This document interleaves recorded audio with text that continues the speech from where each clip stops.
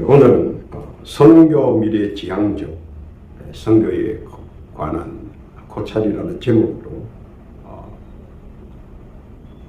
말씀을 전하겠습니다. 먼저 제 소개부터 하겠습니다. 저는 약 34년의 세월과 시간을 선교사 사역으로 보냈습니다.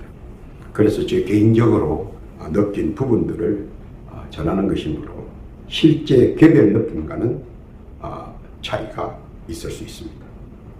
그리고 이건 순전히 저희 견해에서 고찰한 것이므로 다른 부분이 혹시 있을지 모르나 양지해 주시기 바랍니다. 첫 번째로 선교사의 자질에 관한 소고입니다.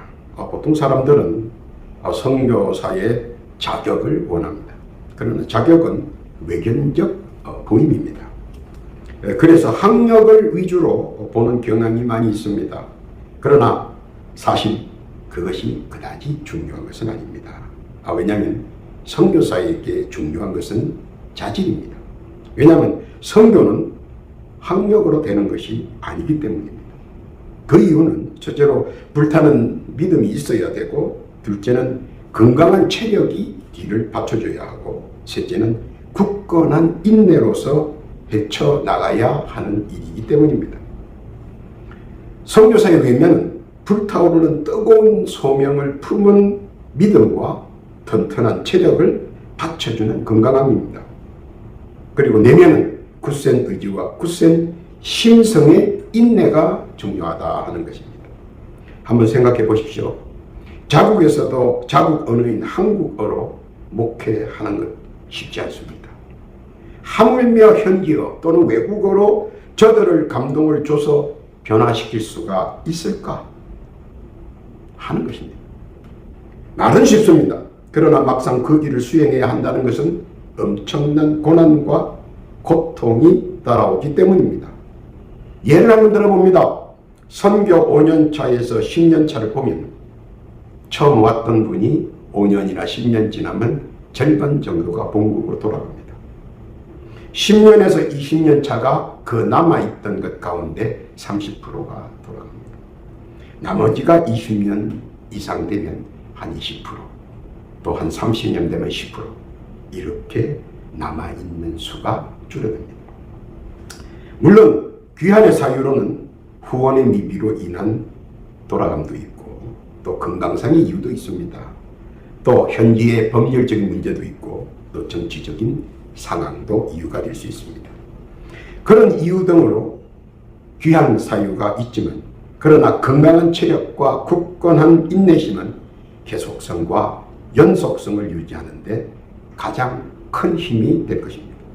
한창 선교에 헌신의 열을 올리고 있는데 갑자기 병고나 사고로 요절할 수도 있고, 심한 병으로 본국으로 돌아가야 하는 불상사도 있으며, 건강상의 이유로 계속성을 유지하지 못한 채 돌아가는 경우가 허다합니다.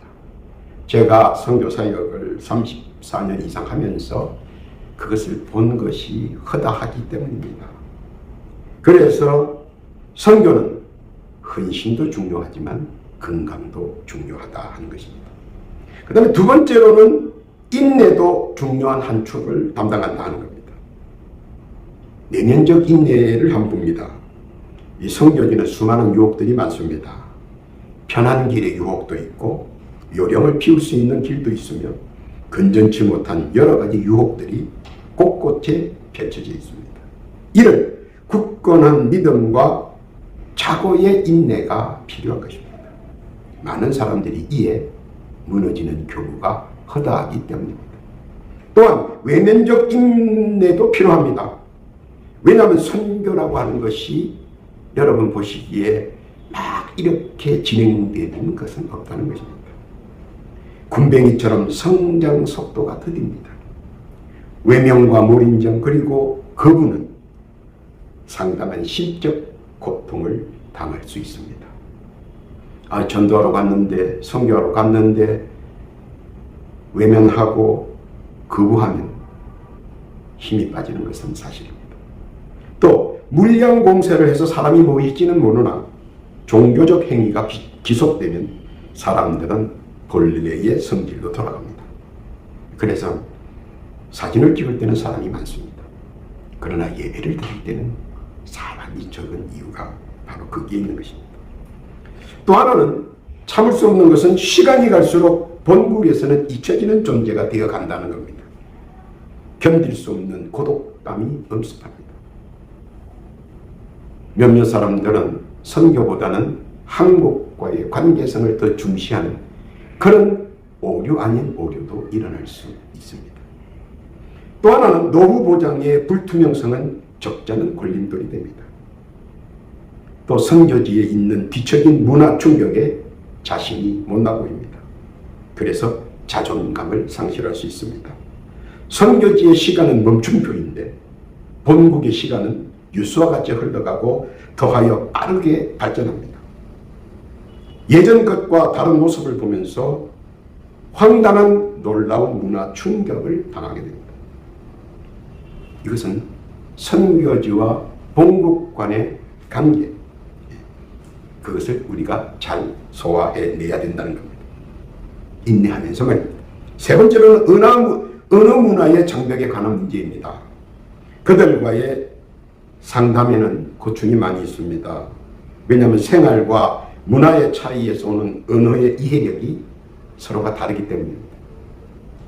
또 예금을 찾는데 시간이 많이 소요되고 관공서 일을 보는데 시간이 많이 소요되고 무엇을 타인과 일을 하는데 시간이 많이 소요됩니다. 우리가 미처 생각하지 못한 현장의 소리는 우리가 굳건한 믿음과 강인한 인내와 건강으로 이겨내야 한다는 것입니다. 그리고 또 하나 마지막입니다. 선교지 결정입니다. 선교지가 어디가 좋은가? 보통 사람들은 제가 본국에 가서 한국에 가면 많은 사람들이 선교사 지망생들이 물어봅니다. 선교지가 어디가 좋습니까? 하고 말입니다. 그러나 선교지가 어디가 좋은가는 중요하지 않습니다. 가장 중요한 것은 내 적성에 맞고 내가 필요로 하는 곳, 내가 이곳에서 귀하게 쓰임받 되겠다 하는 생각이 든다면 그것이 바로 최고의 자기 선교지라는 것입니다. 항상 문제의 시작은 나로부터이기 때문입니다. 타인과 결부시키지 않고 자기 자신이 부당한 노력으로 해결해야 한다는 것입니다. 저들이 협조하지 않는 것이 아니고 내가 저들에게 협조를 못하고 있다는 생각을 하면 모든 문제는 해결된다고 봅니다. 우리는 낚시 잡는 법을 가르쳐주는 것이니 낚싯밥을 주는 사람은 아니라는 사실을 알아야 합니다. 그래서 우리는 제자를 만들었어야 한다는 겁니다. 그런데 그 제자는 아무도 만들어주지 않습니다.